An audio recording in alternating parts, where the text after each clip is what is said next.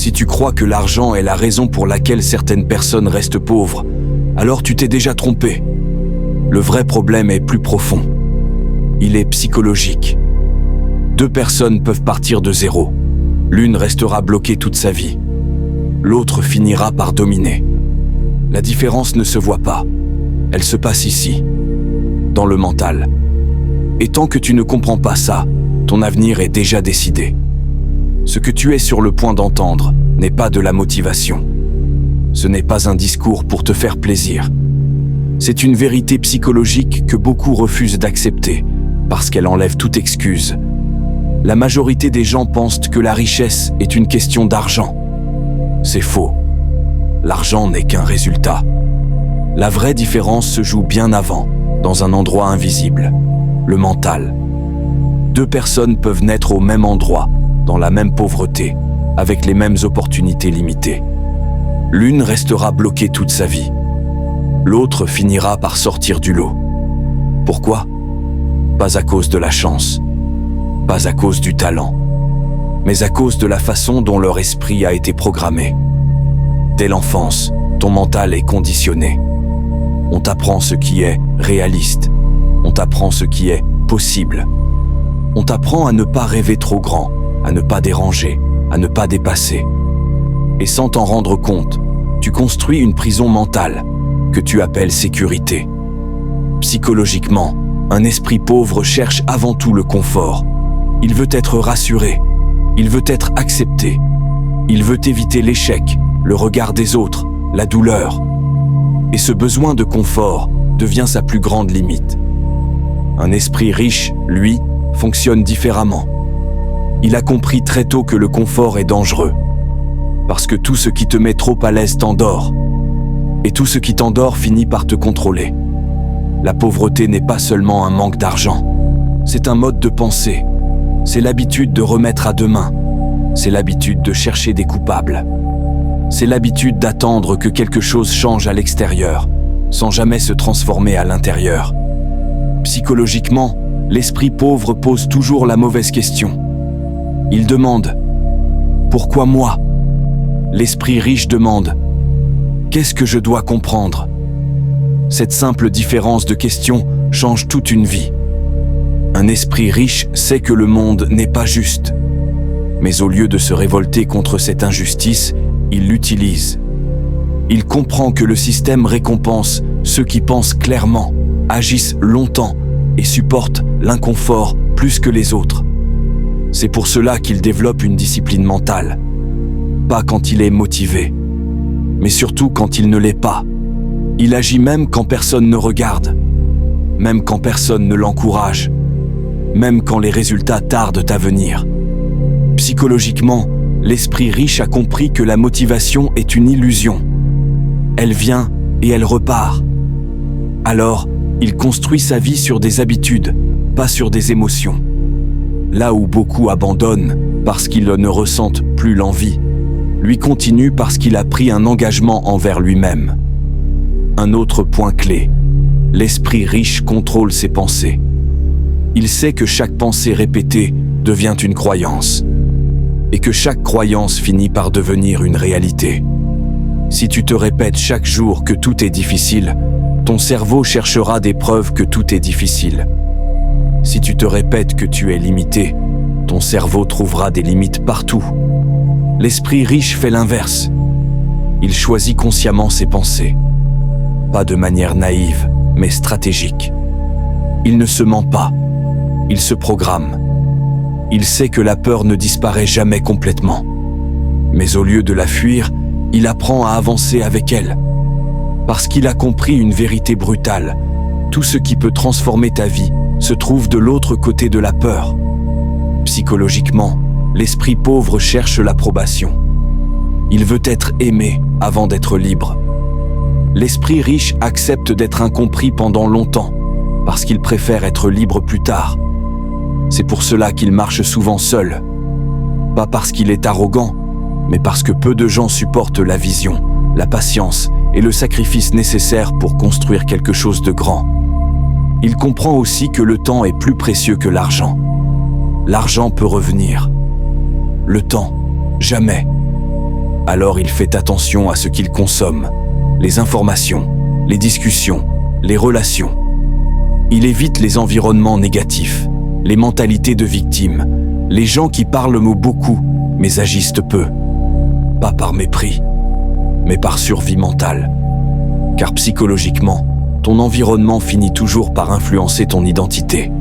L'esprit riche n'idéalise pas la réussite. Il connaît le prix, la solitude, le doute, les nuits sans sommeil, les erreurs, les échecs répétés. Mais il accepte ce prix parce qu'il sait que le regret coûte encore plus cher. Et surtout, il a compris une chose fondamentale. Personne ne viendra le sauver. Et c'est exactement cette vérité qui le rend libre. Car le jour où tu comprends que ton avenir dépend uniquement de ton mental, tu arrêtes d'attendre. Tu arrêtes de te plaindre. Tu arrêtes de négocier avec ta discipline.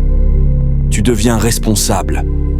Et cette responsabilité est lourde, mais elle est puissante. La richesse commence le jour où tu décides de penser différemment, d'agir différemment, et de ne plus trahir ton potentiel pour le confort du moment. Ton mental décide tout. Soit il te protège, soit il te limite. À toi de choisir. Ce que peu de gens comprennent, c'est que ton mental travaille contre toi bien avant que tu t'en rendes compte. Chaque croyance que tu répètes devient une limite invisible. Chaque peur non affrontée devient une barrière silencieuse. Et chaque excuse que tu acceptes renforce la prison dans laquelle tu vis. Psychologiquement, la majorité ne perd pas par manque d'intelligence, mais par manque de clarté. Ils pensent réagir alors qu'ils fuient. Ils pensent avancer alors qu'ils tournent en rond. Ils confondent mouvement et progression. Un esprit riche, lui, observe ses pensées comme un stratège.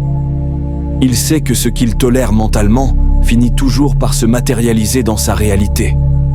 C'est pour cela qu'il refuse le discours intérieur faible. Il coupe court aux pensées inutiles. Il discipline son attention comme on discipline un muscle. Parce qu'il a compris une vérité simple. Tu ne peux pas construire une vie puissante avec un mental désorganisé. Chaque jour, soit tu entraînes ton esprit à fuir l'inconfort, soit tu l'entraînes à le dominer. Et ce choix, répété dans le silence, détermine exactement où tu seras dans 5 ans. La plupart des gens ne réalisent pas que leur plus grand ennemi n'est pas le manque d'opportunités, mais la façon dont ils interprètent la réalité. Psychologiquement, ce que tu crois vrai finit toujours par diriger tes actions. Et ce que tu répètes assez longtemps devient ton identité.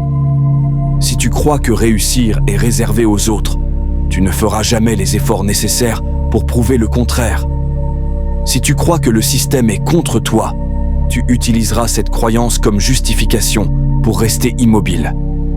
Ce n'est pas conscient, c'est automatique. Un esprit riche, lui, remet constamment en question ses propres pensées. Il ne croit pas tout ce qu'il pense. Il analyse, il filtre, il choisit. Il sait que le cerveau humain cherche naturellement la facilité. Il veut économiser de l'énergie. Il préfère le connu à l'inconnu, même si le connu fait souffrir. C'est pour cela que tant de gens restent coincés dans des vies qu'ils détestent. Leur mental préfère une souffrance familière à un risque incertain. Psychologiquement, l'esprit riche comprend ce piège. Alors il s'entraîne volontairement à faire ce qui est inconfortable. Se lever quand il n'a pas envie. Continuer quand il doute. Apprendre quand les autres se distraient. Pas parce qu'il est supérieur, mais parce qu'il a compris que chaque inconfort maîtrisé élargit son identité. Il ne cherche pas à aller vite. Il cherche à aller loin. Il comprend que les résultats visibles prennent du temps, mais que les transformations invisibles commencent immédiatement. Un autre point fondamental. L'esprit riche sait que l'émotion du moment ne doit jamais décider de son avenir. La colère, la peur, la frustration, la fatigue. Toutes ces émotions sont temporaires. Mais les décisions prises sous leur influence peuvent être permanentes. Alors, il apprend à faire une pause, à respirer, à observer, puis à agir avec lucidité. Psychologiquement, Il a aussi compris que la richesse demande une forme de détachement. Détachement du regard des autres. Détachement du besoin de validation. Détachement de l'urgence de prouver quelque chose. Parce que vouloir impressionner, c'est déjà dépendre. L'esprit riche ne cherche pas à convaincre. Il construit en silence. Il sait que les résultats feront le travail à sa place. Il accepte aussi une vérité que peu de gens tolèrent. Le succès change les relations. Certaines personnes ne supporteront pas ton évolution. Pas parce que tu as mal fait, mais parce que ta progression leur rappelle ce qu'ils n'ont pas osé tenter. Et au lieu de se justifier, l'esprit riche avance. Il comprend que chaque jour est un vote pour la personne qu'il devient.